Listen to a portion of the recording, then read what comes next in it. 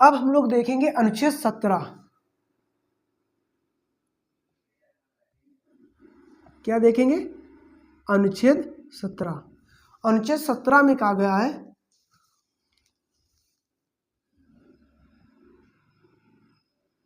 अस्पृश्यता का अंत। किसका?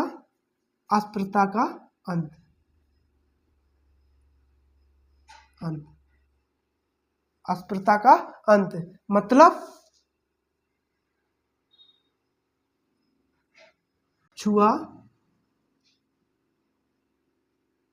छुआछूत। अस्पृश्यता का मतलब होता है छुआछूत, छुआछूत का अंत। अब छुआछूत का अंत, तो इसमें एक अधिनियम बनाया गया था 1955।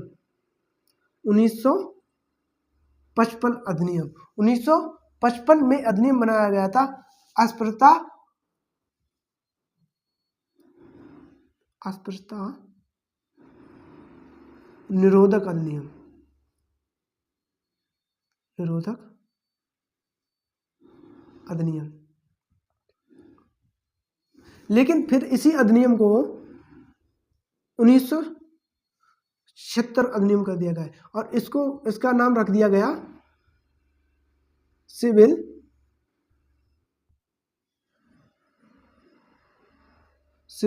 संरक्षण निरोधक अधिनियम। इसी अधिनियम का नाम क्या रख दिया गया 1976 में? सिविल संरक्षण निरोधक अधिनियम। अब इस अधिनियम के तहत व्यक्तियों को क्या क्या अधिकार दिए गए थे? तो पूजा स्थलों में जाने का अधिकार, मतलब मंदिरों में जाने का अधिकार, पूजा स्थलों में जाने का अधिकार,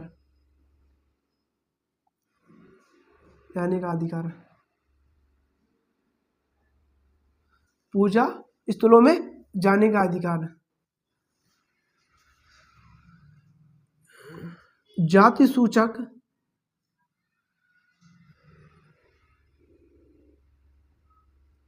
शब्दों का प्रयोग करके गाली ना देना। मतलब कोई व्यक्ति जाति सूचक शब्दों का प्रयोग करके गाली नहीं दे सकता है। मतलब जाति सूचक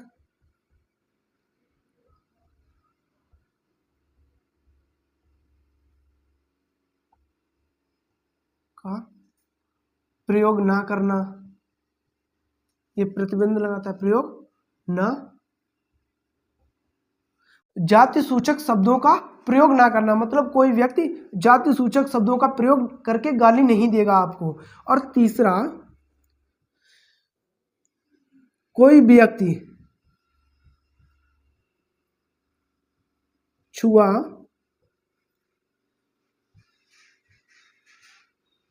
छुआछूत को बढ़ावा नहीं देगा, बढ़ावा नहीं देगा, बढ़ावा नहीं देगा। कोई व्यक्ति, यहाँ पे व्यक्ति, कोई व्यक्ति छुआछूत को बढ़ावा नहीं देगा।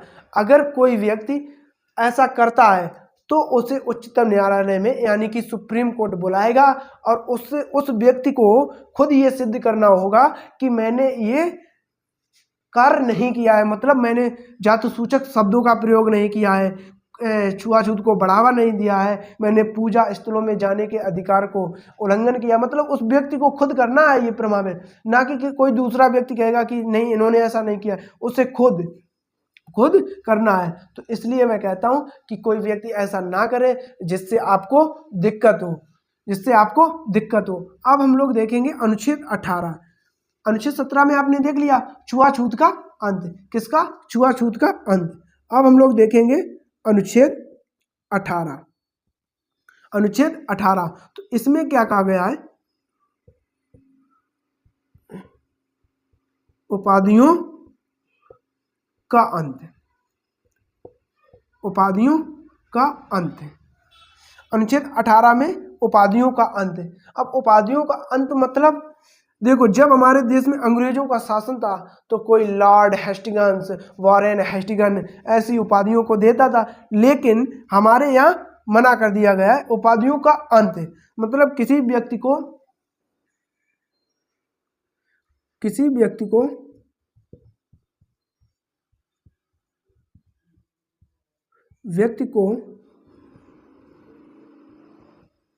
कोई उपाधि नहीं दी जाएगी।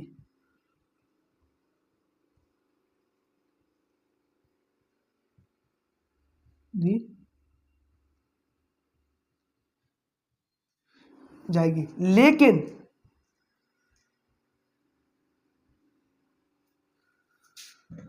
सैन्य और अकादमिक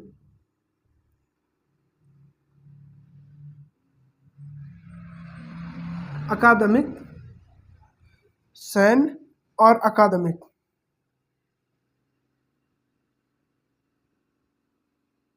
उपाधि दी जा सकती है। अब किसी व्यक्ति को कोई उपाधि नहीं दी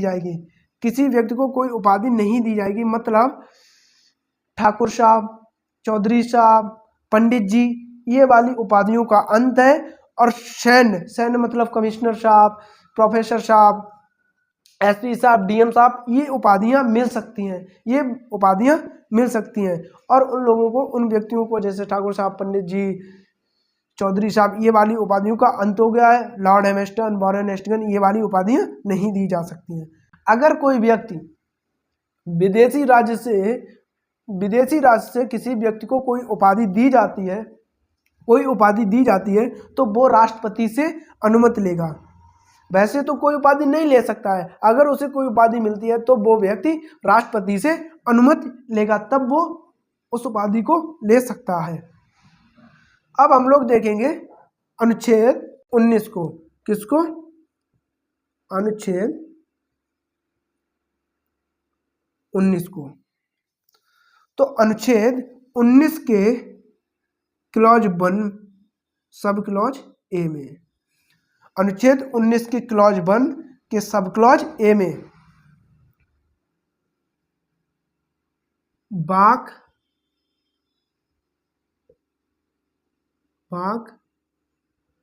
और अभिव्यक्ति की स्वतंत्रता, वाक और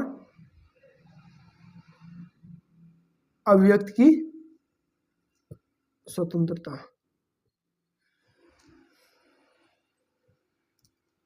स्वतंत्रता 19 के क्लॉज ए के सब क्लॉज बी में, क्लॉज ए के सब क्लॉज बी में कहा गया है शांतिपूर्ण सम्मेलन करने का अधिकार, शांतिपूर्ण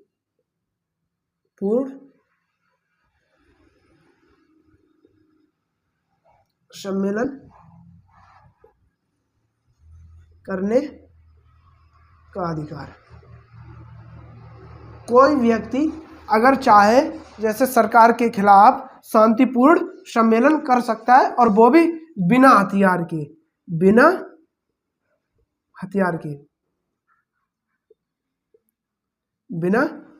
के शांतिपूर्ण सम्मेलन करने का अधिकार देता है अनुच्छेद 19 का सब क्लॉज बी। अब अनुच्छेद 19 का क्लॉज 1 का सब क्लॉज सी में समुदाय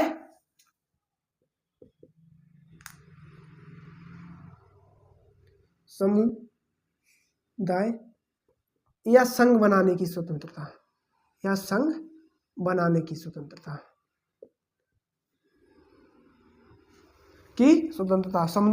संघ बनाने की स्वतंत्रता। अनुच्छेद 19 का क्लॉज 1 सब क्लॉज सी समुदाय या संघ बनाने की क्षमता। जैसे आप लोगों ने देखा होगा कि बजरंग दल, महाकाल ग्रुप, ये सब संगीत हैं। और आप लोगों ने देखा होगा एक इस समय बहुत फेमस है भीम आर्मी, ये सब क्या है? समुदाय ही तो है, भीम आर्मी। अब आप लोग देखेंगे डी, इसमें कहा गया है कि अबाध रूप से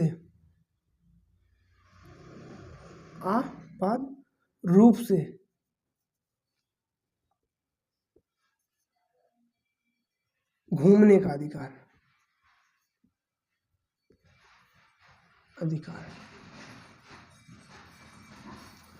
आबाद रूप से घूमने का अधिकार, मतलब किसी व्यक्ति पर कोई रोक टोक नहीं होगी। आबाद मतलब कोई रोक टोक नहीं होगी, उसे घूमने का अधिकार है।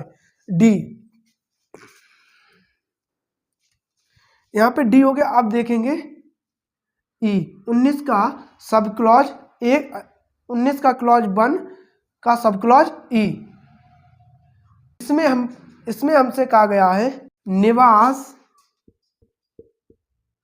निवास और बस जाने की स्वतंत्रता, बस जाने की स्वतंत्रता, निवास और बस जाने की स्वतंत्रता, लेकिन वो आदिवासियों के क्षेत्रों को प्रभावित ना करता हो। हमको आज़ादी तो है निवास और बस जाने की स्वतंत्रता, लेकिन आदिवासियों मतलब जनजातीय क्षेत्रों में उनकी संस्कृति को प्रभावित ना करे, आप बच सकते हैं।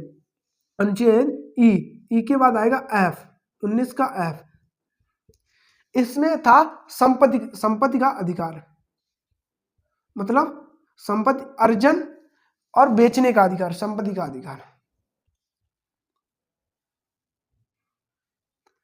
अधिकार जो 42वें संविधान संशोधन, 42वां संविधान संशोधन सीए अमेंडमेंट 1976 द्वारा हटा दिया गया है। अब इसको हटा दिया गया है, संपत्ति का अधिकार 42वें संविधान संशोधन 1976 द्वारा हटा दिया गया है। अब आएगा जी, अनुच्छेद 19 का क्लॉज 1 सब क्लॉज जी हमको व्यापार और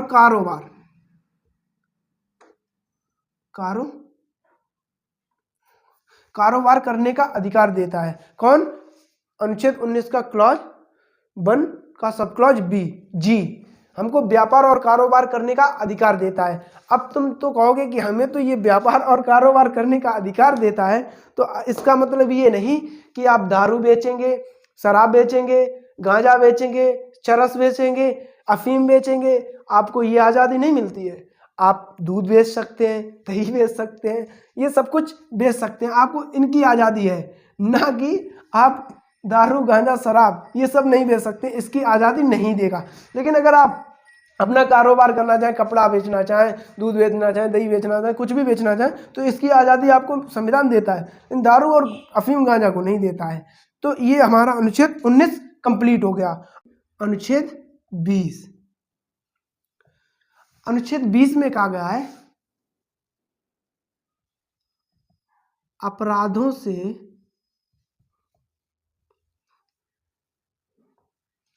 दोष सिद्धि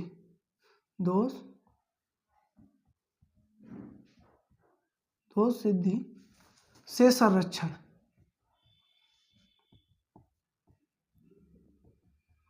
अपराधों से दोष सिद्धि से संरक्षण अनुच्छेद 20 कहता है।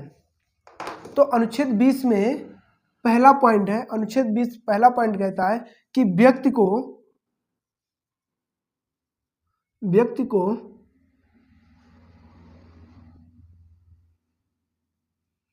वर्तमान कानून के हिसाब से सजा दी जाएगी, वर्तमान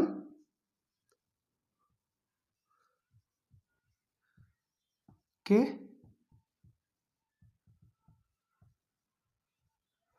हिसाब से सजा दी जाएगी।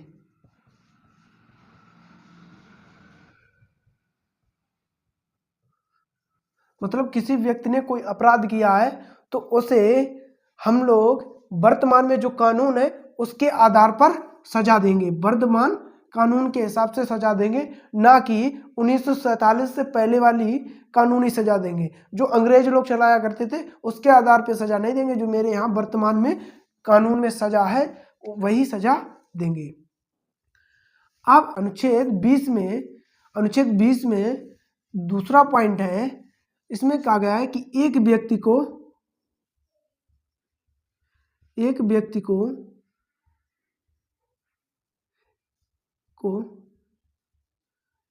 एक अपराध के लिए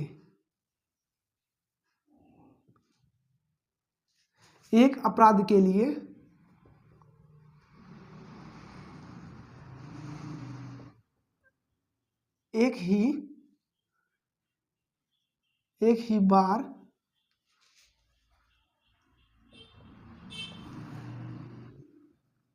सजा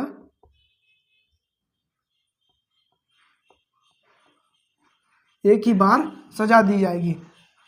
भारत के संविधान में अनुच्छेद 20 के दूसरा पॉइंट है कि एक व्यक्ति को एक अपराध के लिए एक बार ही सजा दी जाएगी, लेकिन अमेरिका के संविधान में ऐसा नहीं है।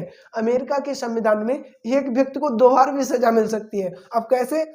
प्रशासन अलग सजा देगा और कोर्ट अलग सजा देगा, लेकिन भारत में खाली कोर्ट ही सजा देता है। कोर्ट के आधार पर ही व्यक्ति को सजा मिलती है, प्रशासन सजा नहीं देता है। वो बात अलग है कि पुलिस वाले मारते बहुत हैं, तो वो पुलिस जब जज कहेगा कि पुलिस रिमांड पे देगा तभी पुलिस वाले आपको सजा दे सकते हैं, वैसे सजा नहीं देंगे। तो अब तीसरा पॉइंट है इसमें, किसी व्यक्ति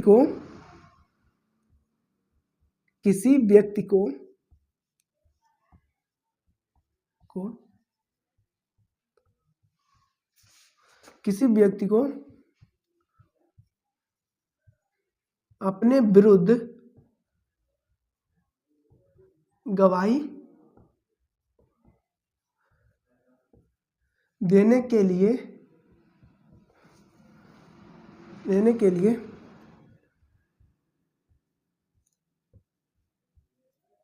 बाध्य नहीं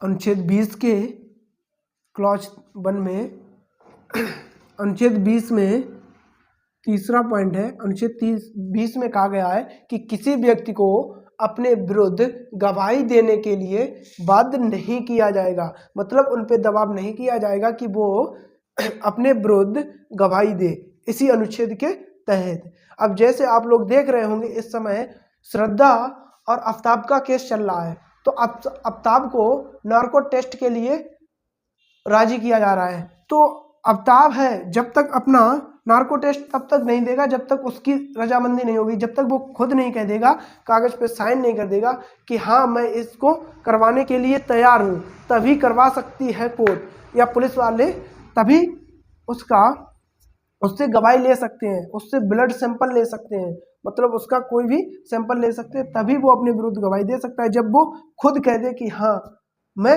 राजी हूँ, साइन करना पड़ेगा। तो हमारा आज का टॉपिक यहीं पे समाप्त होता है। अगली वीडियो हम अगली बार देखेंगे।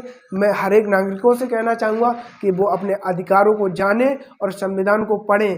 कोई भी व्यक्ति हो या कोई भी आदमी हो, वो लोग अपने अधिकारों को जाने और अपने अधिकारों के लिए लड़ें। और मैं आशा करता हूँ कि आप लोगों को ये वीडियो पसंद आई होगी। अगर आप लोगों को ये वीडियो पसंद आई है तो आप लोग इस वीडियो को लाइक करें, शेयर करें और सब्सक्राइब करें। धन्यवाद।